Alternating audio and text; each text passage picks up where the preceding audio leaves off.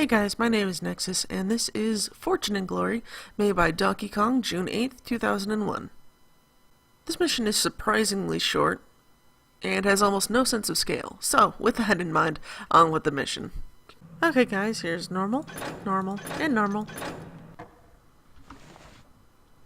Okay, so we get to start here in our mansion. We are not Garrett, we are something kind of similar to like Laura Jones, or God, I almost did that. Lara Croft or Indiana Jones. I mixed up the two when I was talking.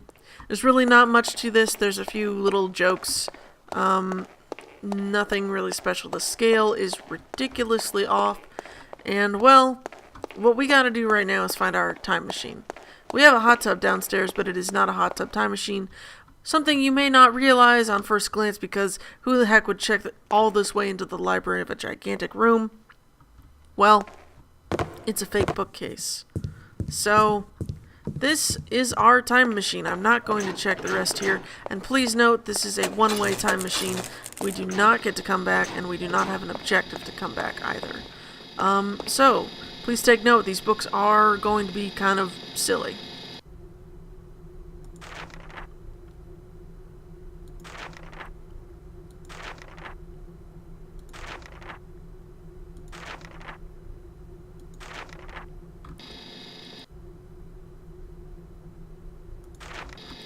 Alright, wormhole, string theory, things that do not make a whole lot of sense at the best of times. So, that said, we had our little journal. It was kind of cool, but not particularly. There's nothing up here. I don't know why I thought there might be something up there, but there isn't. Archaeologist sounds so much more dignified than thief. Yes. I should be careful in here. There are likely a few traps around. Indeed, but none of them are particularly deadly. Well, there are a few deadly ones. But for the most part, this place is just gigantic, and good luck with that. I'm not going to bother breaking the other banners because I actually know what's behind them. Oh no, this looks sort of like a trap, doesn't it? Well, I'm going to avoid the obvious trap, and I'm going to go into empty room number 1. Empty room number 2. Just gonna point this out here. Empty room number 3. Yep. Empty room number 4. I'm gonna bet. Yep, that's the empty room. Empty room number 5. Yep. Check, check, and check. Empty room number 6. Alright. All rooms being empty. Let's point this out. Just gonna take this. Oh no, zombies!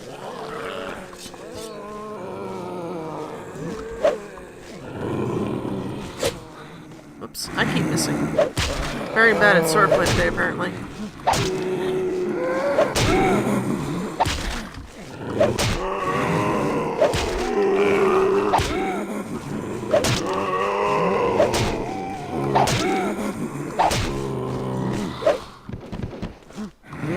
Come at me, bro.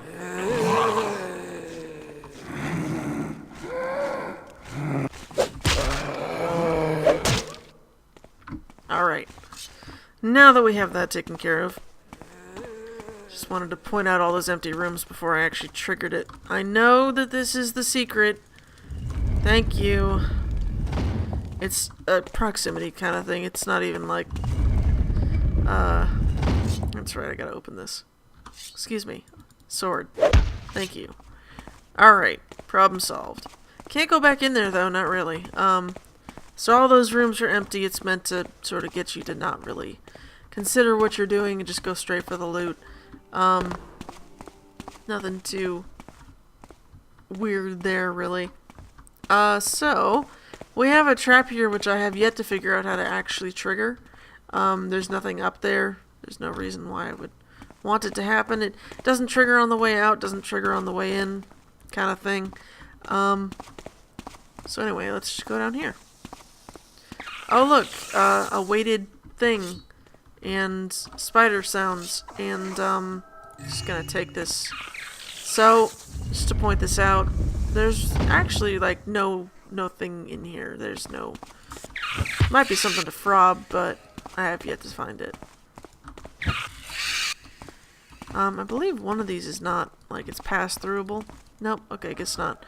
So, oh no, we're trapped in here. How do we escape from this place?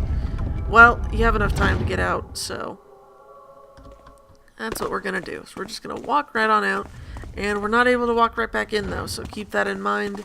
If you drop anything there for some reason.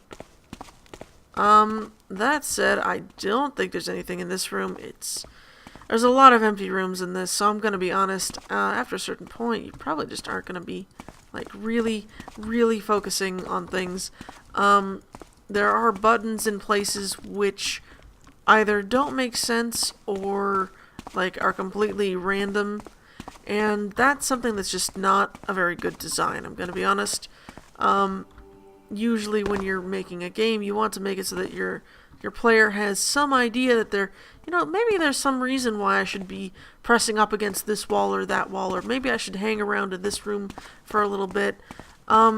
There's something to be said for completely random secrets. They're interesting when people actually manage to find them.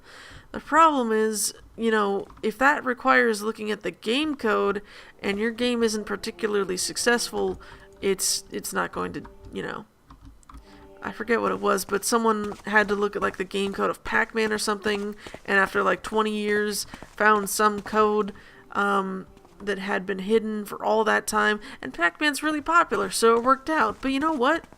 If they hid a code in, like, that E.T. Atari game, there it is, by the way. That's exactly what I was looking for. Like, if they hid a code in that, nobody's going to really want to play that game and, like, look in depth into that game to find that code. Like, a secret is only worth something if it's findable, basically. Which can be kind of unfair, but such is life. Oh, this is a maze, so let's have fun going through this maze. And probably getting lost quite a few times, actually, because I'm bad at mazes. Just gonna hug the right wall the entire time. Eventually I will get somewhere. This is nowhere, and yeah. But no, so when you have, like, a secret like that that's literally, why would you think to do this, kind of secret, like, what was it? Wrong Warp in Legend of Zelda, Ocarina of Time. That's for speedrun mechanics. I think they only found that by breaking part of the code and then, like, testing it with a, tool-assisted speedrun. So, like, those things are interesting, and they're pretty cool to, to look at and watch, and it's cool to find that, but it's not really, like... If it's something that's required for normal gameplay to find this secret, it's just not really a good secret then, because it's required. It's I don't know, it's hard to explain, but in a game about finding secrets, such as Thief, and about finding things, and yeah, okay, I am definitely going to be lost after this, because I am going down a lot of corridors. I hope this guy was not, like, trying to be clever and make it so that if you did want to follow just one path that you... Okay, I'm sorry, but this is just taking way too long for a maze. Why would you make it this long? There's no point in it. All it does is take time. There's nothing challenging about this. I think that's my main issue, is a lot of people seem to think things are challenging when they make, like, an excessively long lockpick in a dark room. Like, that's not challenging. And I keep harping on about the lockpicks, I know, but it's just one of those things where it's like, you have to balance challenge versus, like, fun had during the challenge.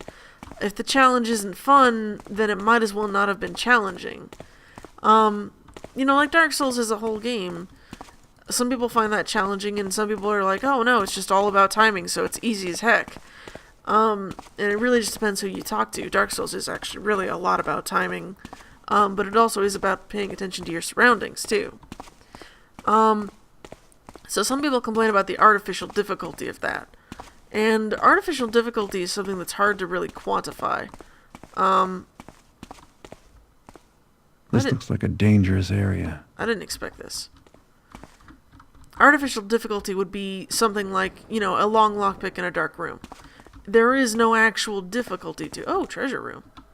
The difficulty is only in that you must spend time doing something. Or, you know, having a... Okay, let's say you have a time limit that you don't know about. And if you fail that time limit, you are suddenly murdered out of nowhere. Without any warning. Like, let's say you start the game and you spend 5 minutes sort of looking at the view around you. Those 5 minutes you spend are a secret timer for that room. And in that room, if you spend 5 minutes in there, in-game, suddenly you will just, like, keel over dead, your character. So, that would be considered an issue of artificial difficulty, because there's no point to it. You were just dead for no reason. Like, staying in that room served no purpose. So, it's sort of complicated to explain, like, artificial difficulty without using actual examples of it, but, like, I'm trying to think of a good example of it. It's sort of like if you have a challenge that's not really challenging, such as lockpicks in a dark room, like the artificial difficulty there is that it's not particularly difficult. You're literally holding down the button, and you, the player, are not doing anything to make the progress happen. It's just happening without you. But, like, it's supposed to be... I'm trying to explain it because it's like, a challenge is a gating mechanic. You have a lockpick and it's a gate. In order to progress, you must get through the gate. So, the gating mechanic as the lockpick is like, you have to spend time on it. And the problem is, in Thief, is that the lockpick itself takes no actual difficulty to maneuver. You're literally holding down the button. So artificial difficulty comes into play here, where the difficulty of holding down a button is not very high. But because it takes a while, it seems like it's challenging. So it's an artificial inflation of what the difficulty of this thing is.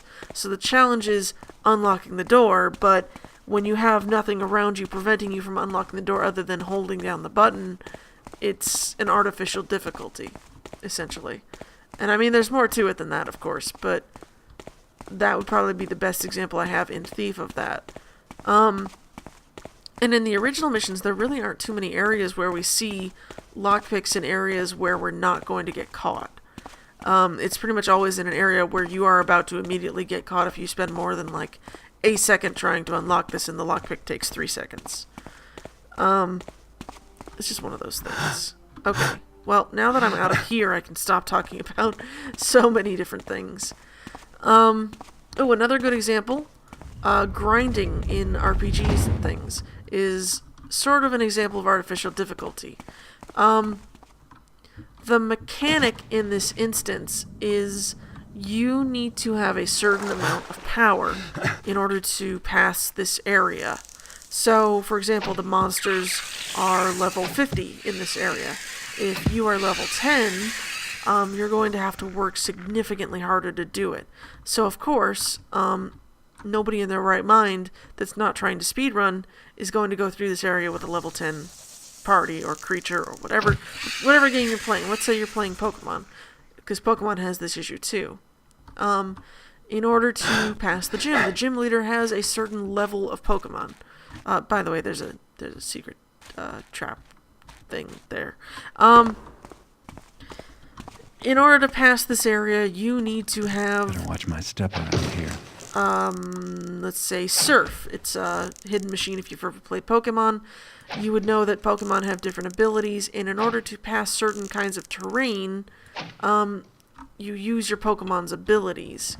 via something called an HM, which is called a hidden machine. It's kind of stupid. It's a holdover from like the 90s. Just ignore that part.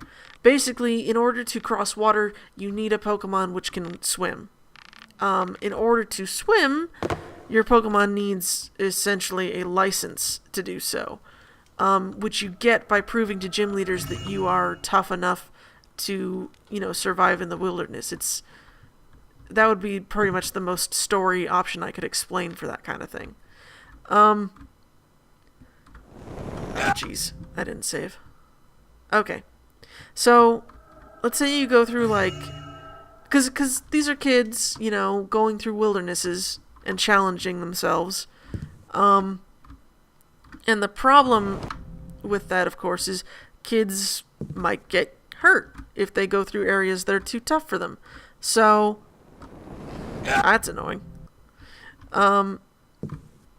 So, when the kid challenges the gym leader says, all right, you're tough enough to pass this area by yourself. Can you not? I just keep bouncing off that one.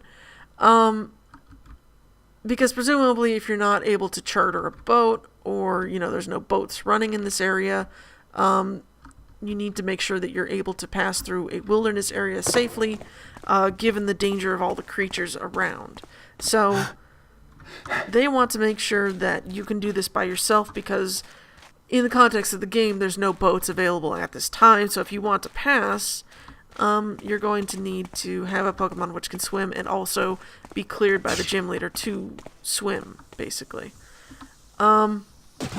So, that said, it's sort of an artificial thing where you need to grind up enemies, you need to grind fights, to try and become tough enough to do, whatever it is you need to do. I do not have enough loot somehow. Alright.